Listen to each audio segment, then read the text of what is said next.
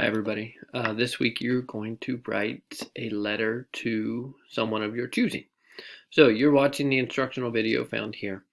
What you're going to do is choose a person. This can be a relative, mom, dad, grandma, a friend, a teacher, former teacher, an author, an actor, a musician, an activist, a politician, anybody that you would like to write a letter to.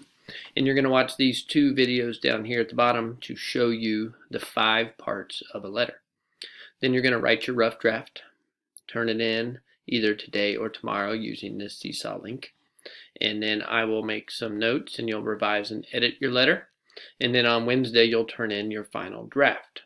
So as you write this letter, think about what you want to share with this person. Are you writing them to let them know how much you appreciate something they've done for you? Or just a note to a friend because you don't get to see this friend very often? Or if you're writing to an author, actor, musician, etc., what do you want to tell them?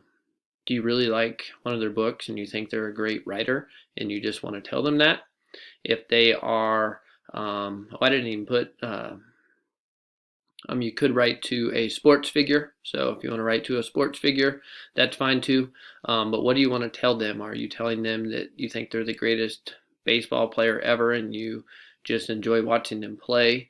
But think about what you want that person to read in your letter. And there's no length that it's required to be, but make sure you get some point across. What do you want to tell them? So write your rough draft after you watch the videos and submit it either today or tomorrow.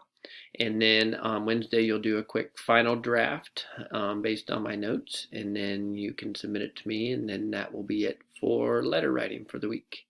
If you have questions, of course, I'll be in my office hours today, and you can come check with me. Thanks.